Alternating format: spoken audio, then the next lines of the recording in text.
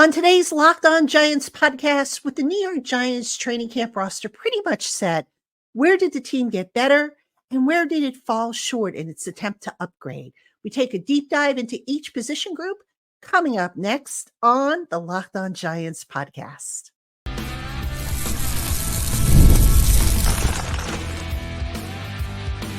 You are Locked On Giants, your daily New York Giants podcast. Part of the Locked On Podcast Network, your team every day. Today's episode of the Locked On Giants podcast is brought to you by Game Time. Download the Game Time app, create an account, and use the promo code Locked On NFL for $20 off your first purchase. Last minute tickets, lowest prices guaranteed. Hello, New York Giant fans, and welcome to another edition of the Locked On Giants podcast, part of the Locked On Podcast family, your team every day. I'm your host, Patricia Traynor, credentialed member of the New York Giants media for Locked On, as well as for the Giants team page over on si.com/NFL/Giants. And a special welcome on into my Blue Crew community members, to my newcomers, my everydayers, and everybody in between. Thank you so much for spending part of your day with us here on the Locked On Giants podcast. And on today's show, we're going to do better or worse. That's right. We're going to go down every position group. We're going to take a look at the moves made or the moves not made and come up with a conclusion, a preliminary conclusion as to whether the unit is better or worse than it was last year. Now, disclaimer, I understand that we have to go through training camp. I understand that there are going to be injuries that are going to affect the makeup of the various units, and there are going to be other factors. I'm talking about where things stand as of today, May 14th, as I record this. So that's kind of what I'm looking at. And obviously, once we get through training camp and see what the final roster looks like, then I can do an update, and it'll probably change a little bit. Maybe some of these projections will change, but we will look at that later on. So that is our agenda. We're going to do, in the first segment, we're going to take a look at the offensive backfield. In the second segment, we'll look at the trenches, defense and offense. And then we will conclude in the third segment with the defensive backfield. All right, let's get into it. Right off the bat, we're going to start with quarterback. Better or worse? Folks, I hate to start off on a downer, but I think the position is worse right now. Now, before you say, here she goes again, Pat's going to rag on Daniel Jones. What I have said all along about Daniel Jones is my biggest concern is his health. All right. That is my biggest concern. Not, can he play the game? I'm aware that last year his offensive line was terrible, that he didn't have, the best skill set around him because of injuries and whatnot. I know all that. I was there. I covered it extensively. My concern with the quarterback position is the health status of Daniel Jones. All right.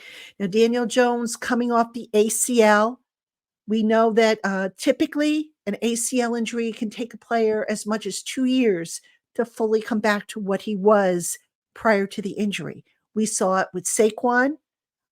We're seeing it with Aaron Robinson, the cornerback that everybody seems to have forgotten. We saw it with Darian Beavers, the linebacker that people have seemed to have forgotten. So now with Daniel Jones, can he buck the trend? I don't know. I sure hope so, because look, what's a big part of Daniel Jones's game? His legs, his mobility. And if that knee isn't quite right where he's got that, that movability that he had before the injury, that, ladies and gentlemen, is a concern. Okay, so that is my biggest concern with the quarterback position. One of the reasons why I say the position is worse than it was last year when Jones was coming off his first full healthy season. Now, a couple of other reasons why I'm a little concerned with the state of the quarterback position. Drew Lock, who very well might develop into a really solid backup. I mean, he was with Seattle, but in looking up some of his stats and his production, 59.7 career percentage rate, completion rate, excuse me. All right. His success rate, which is defined as picking up at least 40% of the required yardage on first down, 60% on second, and 100% on third and fourth down.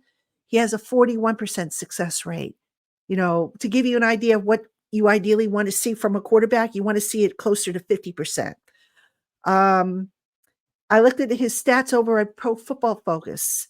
He had 40 turnover-worthy plays in his career, 23 of which happened in 2020, which was, I think, the last time he was really a starter.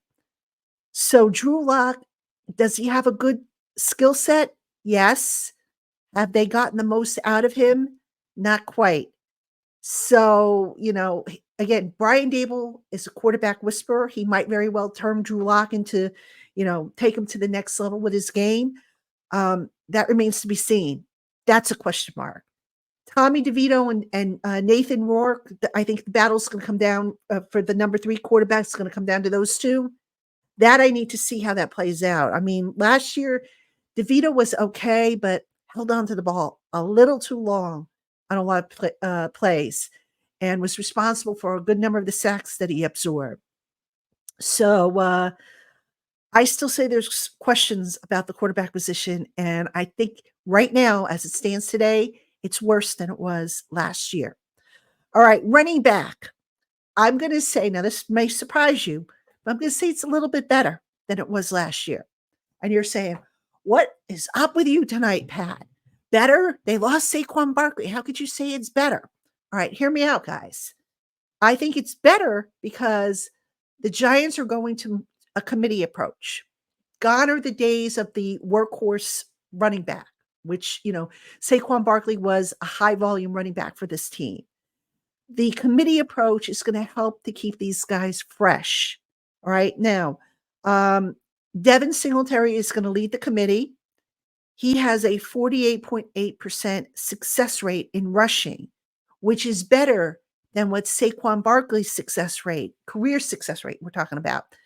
Saquon had a 42.5% career success rate. And again, that success rate is defined as 40, 60, 100 on first, second, and third down required yardage. Now, here's what I have as far as question mark goes. Who's going to be RB2? All right. I think it should be Tyrone Tracy, even though he hasn't had a whole lot of experience at running back. He's got fresh legs. I think he's a kid who can potentially be that downhill power back. Not necessarily in the way of a Brandon Jacobs, if you remember Brandon Jacobs back in the day, but that's the one area where I think the Giants really kind of need, a good downhill power running back. I think Singletary can do that to an extent, but I'm looking at Tracy as potentially being that number 2 running back. Gary Brightwell, I don't know if he makes the roster. Dante Miller, I don't know a whole lot about. I mean, based on the film I've seen, he's got quickness and vision and all that stuff that you want to see in a running back, but I've got to see how he does with the pads on and working against an NFL quality defense. So I have some question marks there, but overall, folks, I think the committee approach is going to put the Giants running game in a better position to have greater success as opposed to keep, giving it to one guy, one high volume guy. It's also going to help with keeping them fresh and keeping them productive. All right, tight end. I'm going to say that they are better at this position, but there's an asterisk. All right, now, I still say Darren Waller is going to retire. I would be stunned if he is back. I think Theo Johnson, despite his lack of production at Penn State, which wasn't necessarily his doing, it was kind of the scheme that they play there. So, I'm not going to blame that all on Theo Johnson, but I really like this kid's skill set. I think he can be potentially as good as a healthy Waller. Still needs some refinement in his game, but at this stage, if you were to have a healthy Waller and a healthy Johnson, I think I would go with the healthy Johnson over Waller, who's kind of, on the back end of his career. Now, here's where I think the Giants need a little bit more from this position. Daniel Bellinger. Now, Daniel Bellinger has been, he was kind of the forgotten guy in the passing game last year because of Waller. But Bellinger's blocking also kind of took a step back last year, which was kind of surprising considering he bulked up and looked like a baby Bane. According to Pro Football Focus, Bellinger's quarterback pressure percentage rose from 7.4% as a rookie to 21.7%. All right. So he had 10 pressures last year as opposed to 2. That's not what you want to see. And by the way, his snaps for run blocking, I think he had 10 more snaps this year than he did last year. So it's something regressed there in his blocking. So they need better blocking from Bellinger. They did add a couple of other blockers, Chris Manhertz, Jack Stoll. They brought back Lawrence Cager. If I had to take a guess, assuming again that Waller does indeed retire, it's going to come down to either Manhertz or Stoll. And depending on what the Giants are looking for and what they get out of Bellinger, who I think is going to be the key in determining whether they go with a blocker like Manhertz or a guy who could maybe do a little bit of both, like Stoll. That remains to be seen in training camp. All right. Wide receiver, better. No question about it. All right.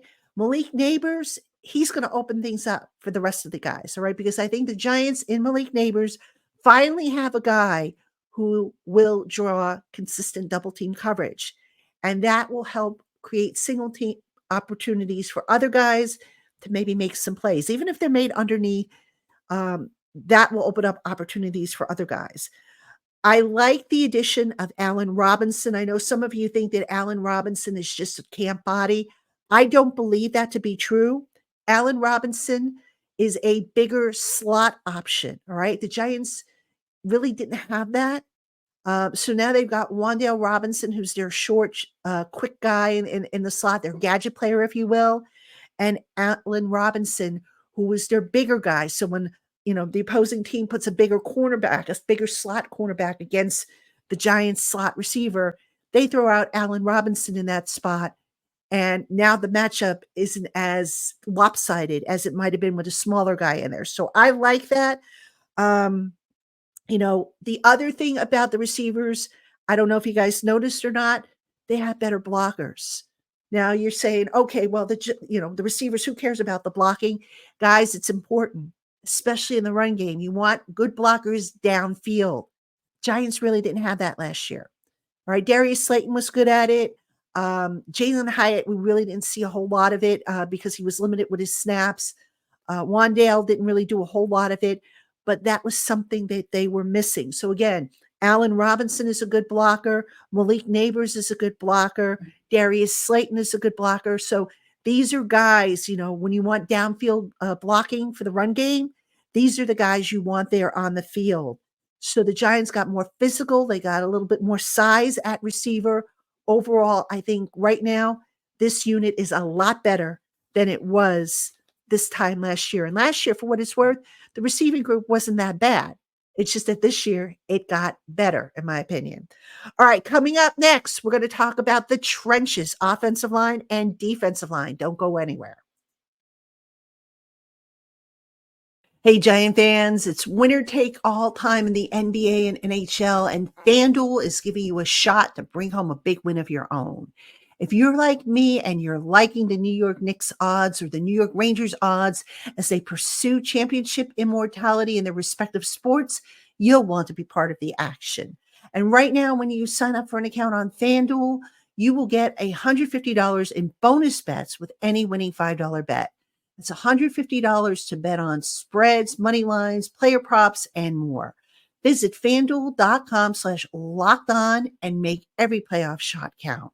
FanDuel, America's #1 sportsbook. All right, everybody, welcome back to the Locked On Giants podcast. I'm your host, Patricia Traina. And coming up on Locked On Giants, the NFL schedule is going to be out today, Wednesday, May 15th, and I'm going to have a complete breakdown of the schedule. We'll look at the most interesting games.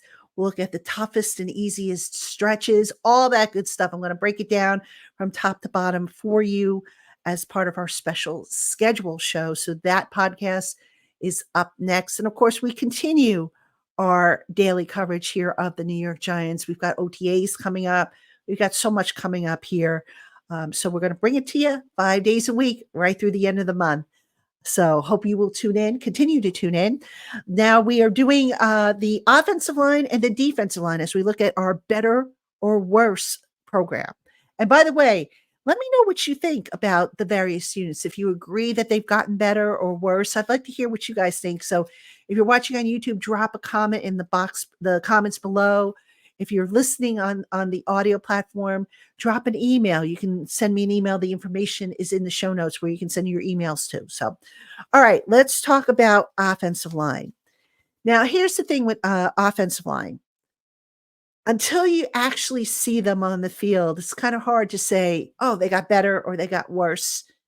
And the reason why I say that is because for the last few years, the Giants have, when they have made additions to the offensive line, I say, oh, they got better. They're going to be better. And then they fool me. They then go out on the field and they look terrible. Now, last year was a result of injuries. I get that. So this year, I'm taking a little different approach with the offensive line. And what I did was I went to Pro Football Focus to look at what percentage of the snaps some of the key Giants starters, the returning Giants starters, Andrew Thomas, Evan Neal, John Michael Schmitz, what percentage did they play gap runs versus zone blocking? Okay. And then I looked at what John Runyon Jr. did and what Jermaine Illuminor did. And the reason for that is I wanted to see fit. All right. Because when we talk about offensive line, you know, it's important that the guys be a fit for what you're doing, the predominant scheme, the blocking scheme that you want to run. The Giants with Thomas, Schmitz, and Evan Neal, the three offensive linemen who are expected to be back from last year, they kind of split it right down the middle, maybe a little tilted towards, gap in terms of Andrew Thomas did a little bit more gap blocking, whereas John Michael Schmitz, Evan Neal did a little bit more zone. But I looked at John Runyon Jr. and Jermaine Illuminor, who are projected to be the starting guards on this team. Runyon hasn't done a whole lot of gap blocking in his career. He had a percentage of 32.5%. Illuminor has a little bit better of a split, 48.8% with gap. So I guess, I don't want to say that Runyon is a concern for me. It's more of a wait and see, especially since, last year I think the Giants wanted for Joshua Ezeudu to win the left guard spot. And he, unfortunately it didn't work out. Ezeudu had to go and play left tackle when Andrew Thomas got injured. And it just didn't pan out. So I'm kind of in a wait and see mode here. I'm not going to sit here and say that the line got better because obviously Evan Neal needs to show that he's gotten better.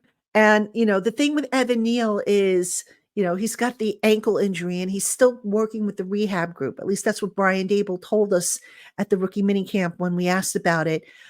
So that's a little bit of a concern, I think, at this point, because how much training has he actually been able to do with getting comfortable at that right tackle spot? That's a concern for me.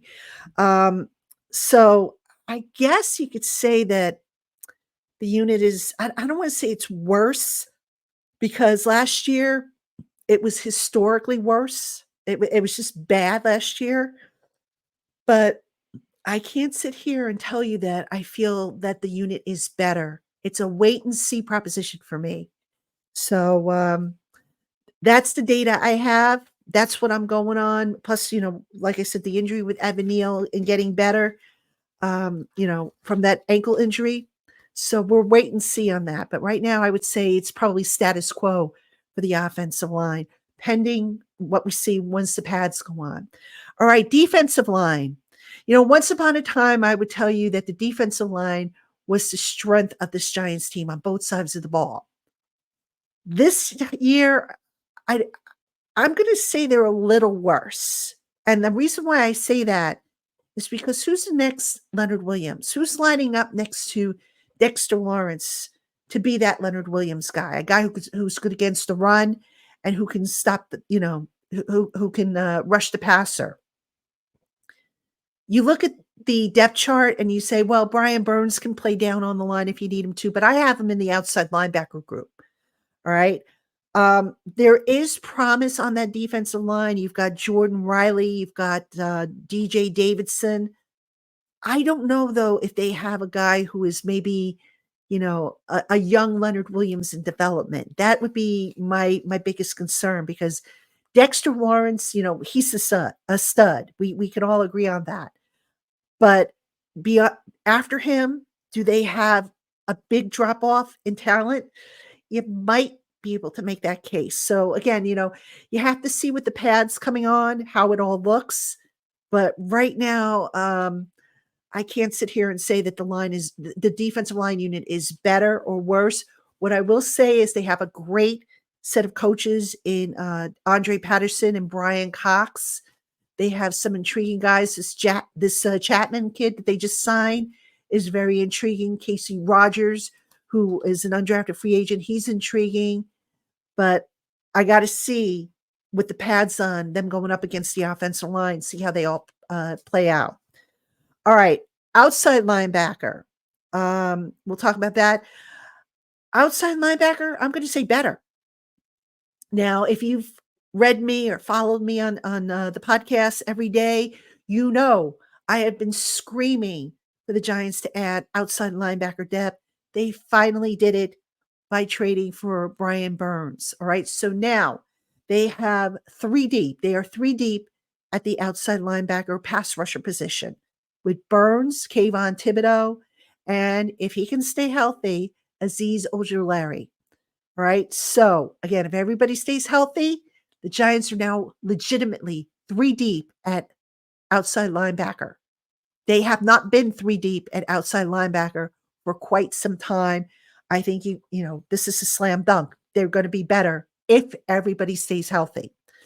Inside linebacker, I'm going to say this unit is the same. And the reason why I'm going to say that is even though they added Darius Mawaso, who is going to probably push Carter Coughlin more so for special teams, I think, than for a spot at the inside linebacker role right now. But basically, you've got Bobby Okereke returning. You've got Micah McFadden returning. They re-signed Isaiah Simmons. Darian Beavers is going to probably compete. So pretty much it's the same cast of characters as it was last year, with the exception of Mawaso, who they added. So it's still the same. Now they will probably tell you they aim to be better, which I'm sure they do. So that one, the jury's still out to say whether or not they're better or worse. But in terms of the actual personnel, it's the same. So, not really, the needle didn't really move, in my opinion, that much either way. So, all right, coming up next, we're going to look at the defensive secondary. So don't go anywhere. Hey, Giant fans. So when I'm not following the New York Giants, there's no greater thrill for me than playoff hockey. And with the New York Rangers in the thick of the Stanley Cup Finals hunt, how cool would it be to get to a game to cheer on the blue shirts? What's that, you say? They're sold out? Well, with Game Time, there are always great seats available at competitive prices. Game Time offers last-minute deals that can save you even more, and they take the guesswork out of what your seat view looks like, the fees, and all that other stuff that can make ticket buying a nightmare elsewhere. With Game Time, you even get event cancellation protection, and if you find your tickets elsewhere in the same section and row for less, Game Time will give you 110% of the difference. So go on and take the guesswork out of buying tickets with Game Time. Download the Game Time app, create an account, and use the promo code LOCKEDON for $20 off your first purchase. Last minute tickets, lowest prices guaranteed. Terms apply. All right, everybody, welcome back to the Locked On Giants podcast. I'm your host, Patricia Traina, and we are finishing up our look at the better or worse analysis of the Giants position groups with a look at the defensive secondary. And we're going to kick it off with cornerback. And folks, I know they drafted Andrew Phillips, but I can't say that this unit is better than it was than last year. I think it's slightly worse. The Giants made the decision to move on from Adoree Jackson. Okay, not a surprise. We all kind of saw that coming. But I remain concerned as to who the second cornerback is going to be opposite of Deontay Banks. Now, at the rookie minicamp, Brian Dable said, "Oh, we've got confidence in Cordell Flott, that we like Cordell Flott." Coaches are kind of funny because, look, if you had that much confidence in the guy, then why were you trying to land a veteran earlier in free agency? Not once, but twice, I might add. So you're always, I get it. You're always looking to upgrade where you can, but that's kind of like, I don't want to like disparage Cordell Flott because he's a good player, and I think he can be good in the role. Although I have a concern, which I'll talk about in a moment. But it's kind of like saying, well, I'm settling, and I wonder if that's what maybe the Giants are trying to talk themselves into right now. That okay, look, we weren't able to get a veteran. So we're just going to develop what we have, put our faith in Jerome Henderson to develop these guys, the defensive backs coach, and just see what happens. Now, Cordell Flott, my biggest concern with him is can he hold up to the rigors of the position? Cordell Flott is still kind of thin. I know last year he added a little bit of bulk, but not a whole lot. And he still got banged up. He plays a very physical game, got banged up towards the end of the year, and I think he missed some time as a result of that. So I'd be a little concerned about that. Nick McLeod, I actually thought played well on the outside. But, again, I've raised this point before. Did the Giants really want to pull him off of special teams when he was one of their best special teams players last year? I'm not so sure they do. But it's an option. I mean, if somebody steps up and shows they could be, a solid punt gunner, it could certainly happen. The slot cornerback position on this team, if I'm being honest with you, I think that's a little sturdier. I like the addition of Andrew Phillips, who I think is going to bring a physical presence to that game. It looks like they're gonna have a committee there, but I have a feeling that the plan is for Phillips to maybe be the primary guy there. But of course, we'll see how they work that out. So right now, when it comes to cornerback, I feel a little bit better about the slot than I do about cornerback 2. I mean, maybe I'll feel differently once I see the competition actually play out. But right now, I'm just not there yet to say that this is a better unit than it was this time last year. And then finally, we have safeties. Now, this one's going to surprise a lot of you, but I'm going to say this unit is slightly worse than it was last year. The loss of Xavier McKinney is big, all right? Not because, McKinney played every snap last year. There are some things that he was able to do that I've got to see Tyler Nubin be able to step up and improve, all right? Now, let me just say this. Tyler Nubin, who is projected to be the new starting safety alongside of Jason Pinnock, is a ball hawk. So right there, you would say to yourself, well, that's got to be an improvement, right? So that's got to make the unit better. Yes, to a degree. Here's the thing with Nubin. In 5 seasons at Minnesota, 35 missed tackles, 15 alone last season. All right. So he's got to clean that up. That's probably like priority number 1 with him.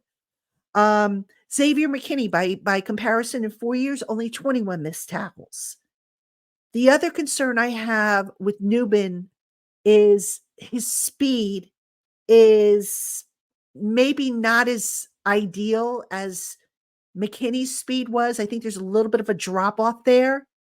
So that can hurt you with, when you combine a lack of speed with, questionable angles and stuff like that, that can kind of be an issue in your game. Now, look, I get it. Nubin's a rookie. He's a very promising rookie. I think he's going to be a good player for this defense. Right now, though, these are some questions I have about his game. I do like the pick. I want to stress that, that I like the pick. But every single draft pick, you can point to everyone, whether it's Caleb Williams or Mr. Irrelevant, and say that they all have something to work on. And these are some things that I think Tyler Nubin needs to work on. Now, what's interesting is Dane Belton, I thought was going to be in the mix for the starting job. And I think he's going to compete, but probably more for like a sub-package role type of guy. He's another guy who's a ball hawk. So if you can get Newbin on the field and Belton and just create like a big nickel or something like that where you have the three safeties and they produce turnovers, game-changing plays. I'm fine with that. Then you can say, oh, they definitely improved the unit amongst, if that's one factor that you could say they've improved the unit. But just, where things are at right now, slightly a little worse at safety than they were this time last year. So it's going to get better. I think it will, but these are, to me, legitimate questions to have about, the personnel that they have at that spot. So, all right, Giant fans, that is going to do it for this edition of the Locked On Giants podcast. Don't forget, tomorrow we're breaking down every facet of the 2024 Giants regular season schedule. I can't wait to see what it looks like personally. Let's see if some of my bold predictions that I put over on the Giants team page on si.com/NFL/Giants come to fruition. And we'll talk about it on the next Locked On Giants podcast. So until then, everybody, have a great one, and I'll see you tomorrow.